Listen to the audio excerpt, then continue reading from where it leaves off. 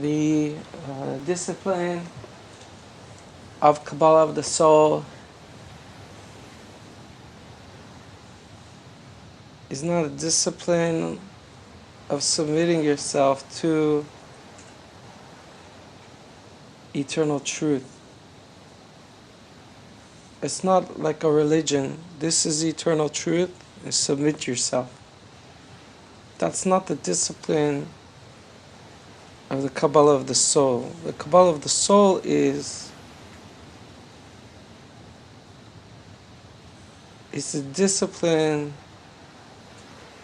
of submitting yourself to the fluid processes of what is eternal.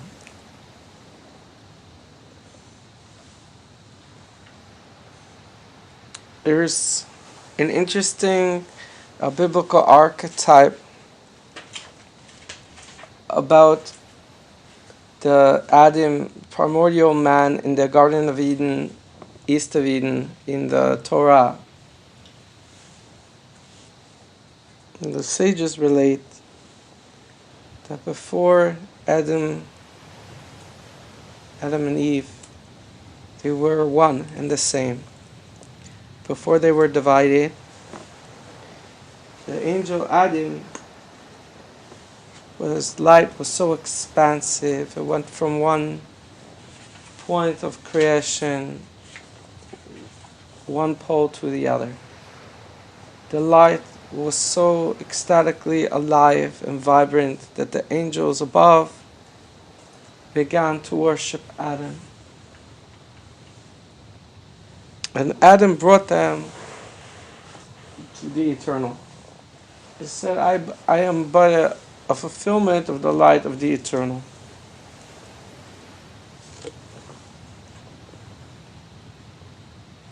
This light, when we talk about light, what is light? I mean, there was darkness and there was light. Light, from a Kabbalistic perspective, is an analogy.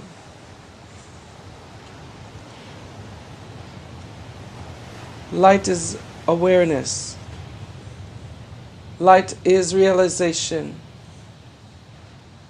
But light is awareness. Where you cannot see, you cannot be aware. What you cannot recognize is out of your purview. It is a dark space.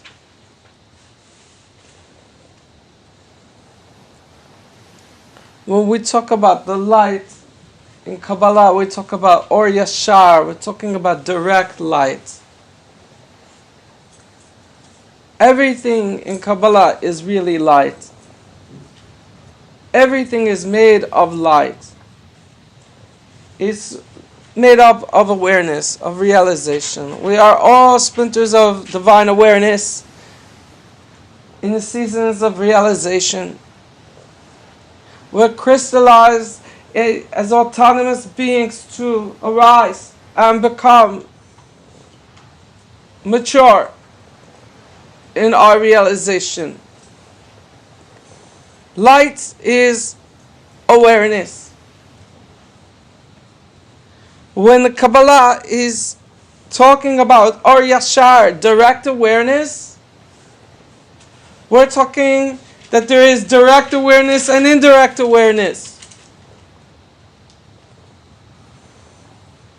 There's or Yashar, which is direct light. And there is or Choser, there is the returning light. What does it mean, direct light and returning light?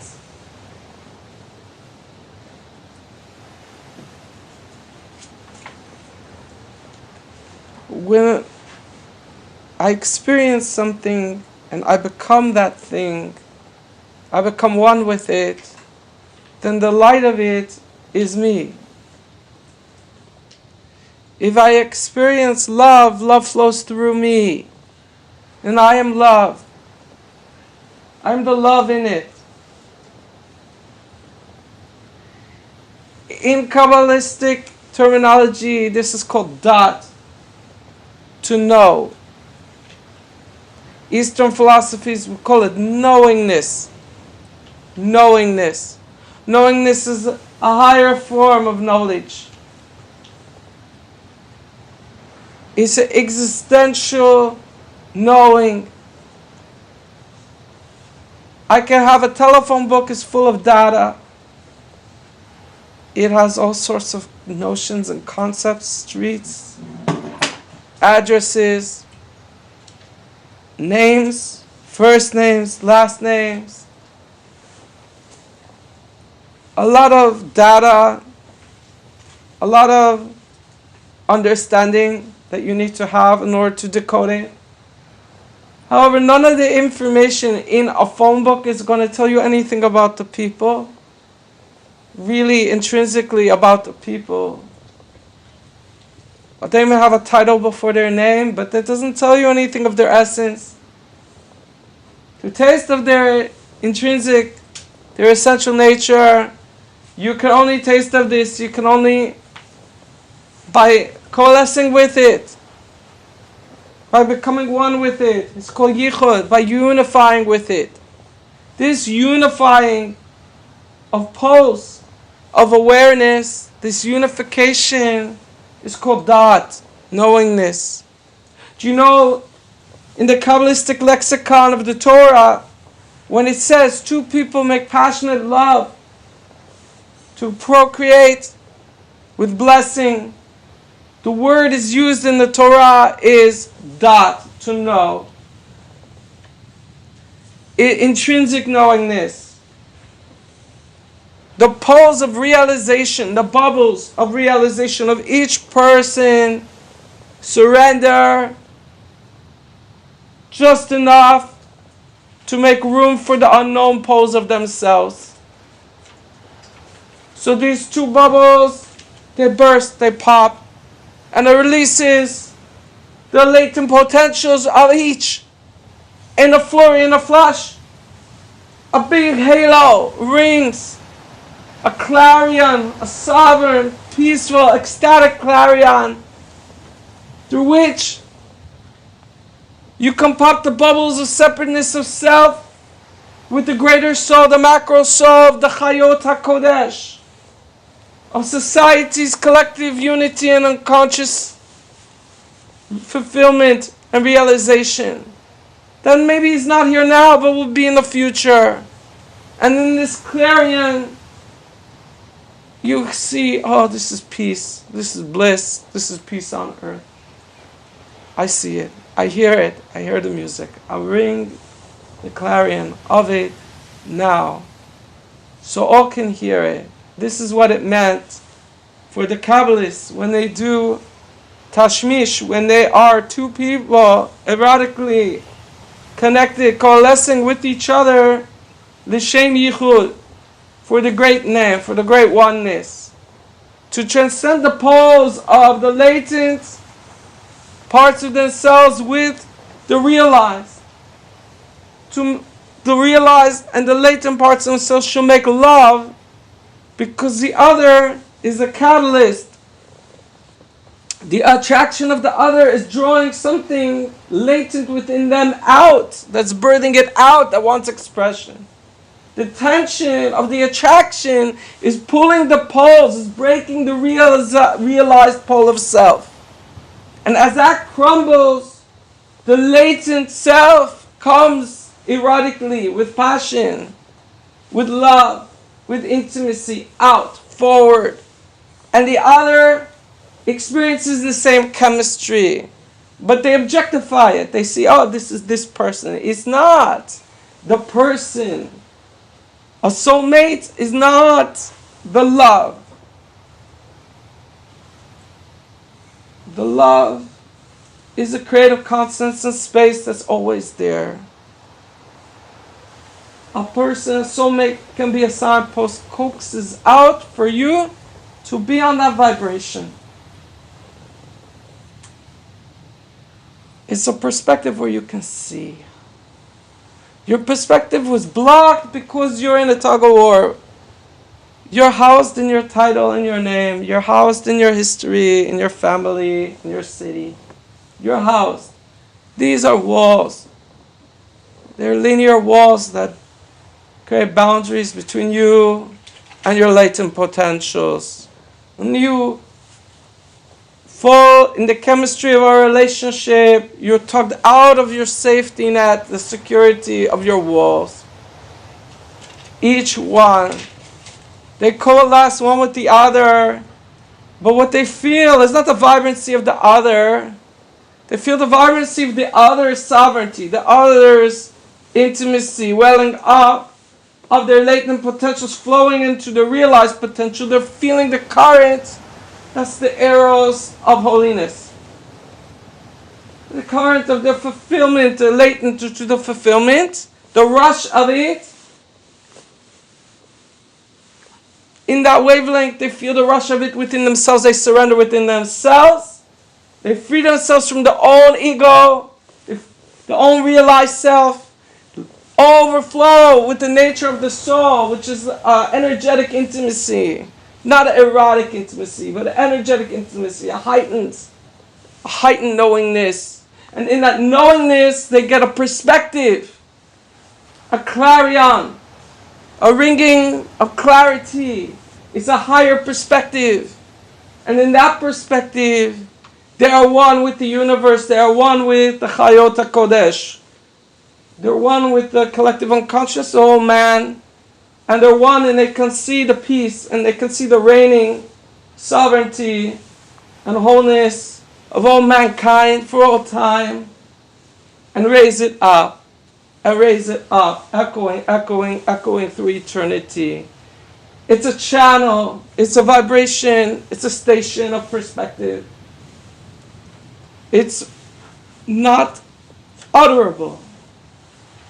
It's an infusion of perspective called knowingness, called dot.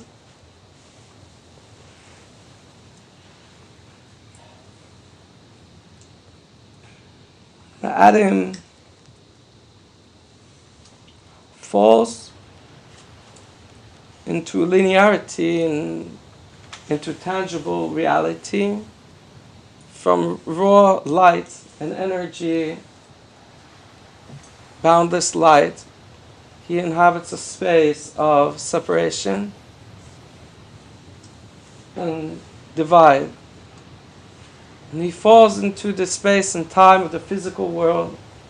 As the Kabbalists say, he was Or with the Aleph, he was Or with the Alpha, he was light. And the Aleph turned into an Ayin, which is the letter, the 70th, the letter equivalent to 70 in numerology, meaning that his light got divided into 70 facets. And when it's like a diamond, it has many facets. When the division of the many facets happened within the awareness of mankind, then he got locked in tangibility. He got locked in Or, which means skin, with the ayin. He got material, he got physical. Our physicality, the baseness of our drum, the brute force of the organic self, the evolutionary self, all of this is a byproduct of flux, of a torrent of the different facets of perspectives that keeps our vision of our eternal selves cloudy. It separates ourselves within the torrent of motion, of flow, of momentum, of all the perspectives. And so we're in divide. We don't feel secure. We don't feel safe. So we've set forth, this is me. This is what I am. What are you? We take pleasure in fake fruits. Fruits picked before their seasons that have no nourishment and have little flavor. But they look shiny and pretty. They're foreign fruits picked before their time. We call them my title, my job, my name, my city, my place. I am my possession, not my possession is mine. And with this, we prosecute the light around us.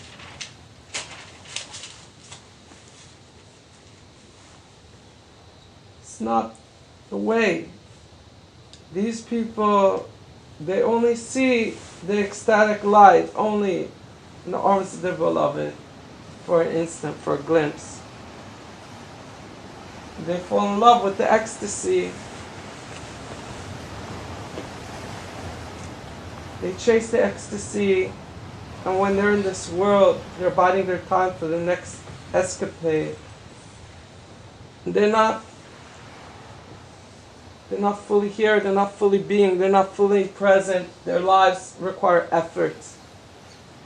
They're not in a space of dot, of knowingness, because knowingness is fluid and effortless.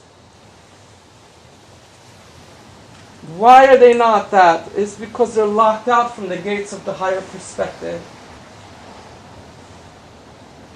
The tension that they chase for, the attraction, they want the glimpse, but they think it's the method, the technique.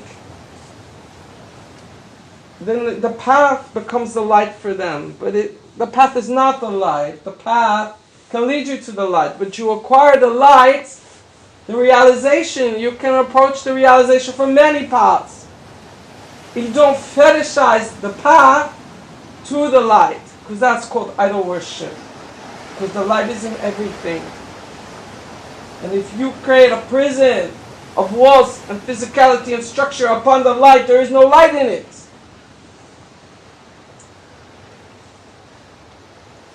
This was Adam. Maimonides was not a Kabbalist, but he was a profound theologian and philosopher. And in his guide, in the early few pieces, he talks about Genesis, narratives and archetypes. And he relates that Adam, prior to the falling from grace, Adam was in a space, something is either true or it's not true. And then when he fell from grace, it wasn't whether something is true or not true, it became, he ate from the tree of good and evil. So he went from a perspective, a heightened perspective, something either is or is not.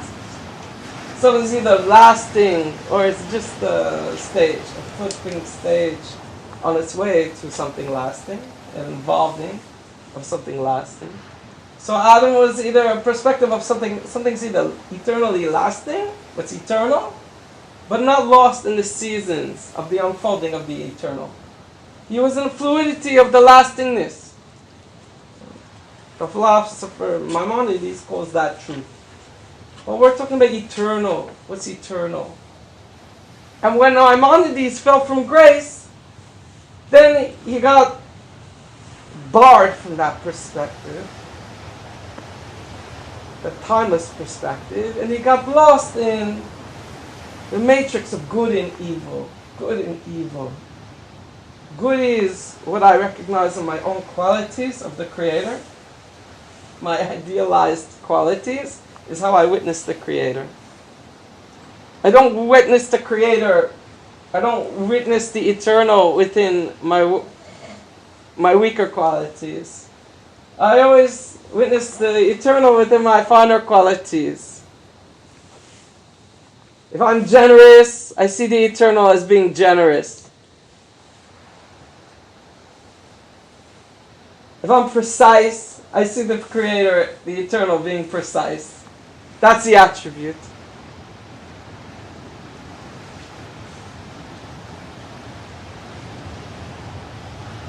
If I have no patience for others, I don't see the Creator with patience. I see the Creator as demanding and taxing. Creator is quality control at all times. Everyone has a bias, creative bias within the realized parts of the self. They see the Creator's attributes with their finer attributes of their own traits. And that's the prism they call good. And all the rest that doesn't fall within the most realized attributes, finer attributes, that's called evil. And they're stuck in the poles of the self, between good and evil.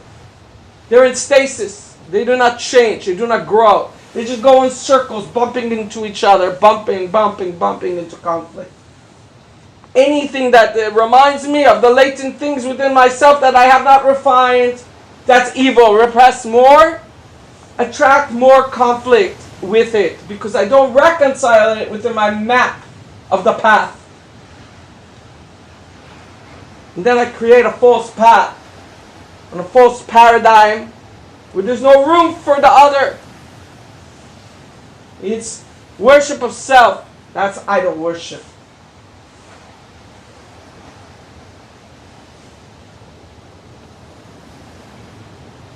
Understand that we lock ourselves in the stasis of our own prison through our definitions of otherhood, and not surrendering into our own growth and our own exploration of our latent potentials to clarify our biases and prejudice and stop impugning the Creator's capacities, the boundless Creator, the boundless eternal, your portion in the boundlessness of the eternal unfolding. Stop disgracing it. Stop building those walls. You can have a relationship with the ecstasy, with the reunion of the energetic ecstasy, not the sensual ecstasy. The eternal fluidity, the coalescing between the latent poles of yourself. And then you don't have to escape, you don't have to run away. It's just a perspective. You'll see the same perspective everywhere. You see the perspective in times of war, you'll see the perspective in times of peace. You'll see the perspective in the spring, you'll see it in the winter. You'll see it wherever you are on the planet, you'll see it. It's a perspective. Truth is a perspective. It's a creative perspective. It's not the pathway. It's the light. It's the light.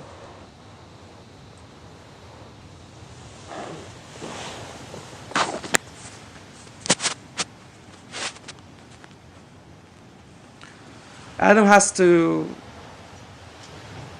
reconcile the facets. Has to draw out the sparks of light, sparks of realization. They each have their own season, their own time. To reconcile that, each one, all the sparks together, then you get pure white light again. It all comes out of the table of the stone, beautifully and bright. Then you can interface again back into the eternal truth, what's eternal, and stop getting lost in the supply-demand of the prejudice and bias that we have creatively of the seasons. We all reside in Eden, perspective of Eden, where the poles of our light extend from the pole of the fully realized to the pole, the simple, raw consciousness of the great unknown. That's how we emerge into dot. That's how we emerge into knowingness. That's called Ruach HaKodesh, the sacred spirit. That's how we emerge ourselves and we instill around our crown and in our households what's called the divine feminine, the Shekhinah, Shara B'neihem. The latent potentials dance and they surround and they reanimate and they untie the knots that divide in our surroundings. May we merit to see it rain in our midst increasingly with each upcoming day.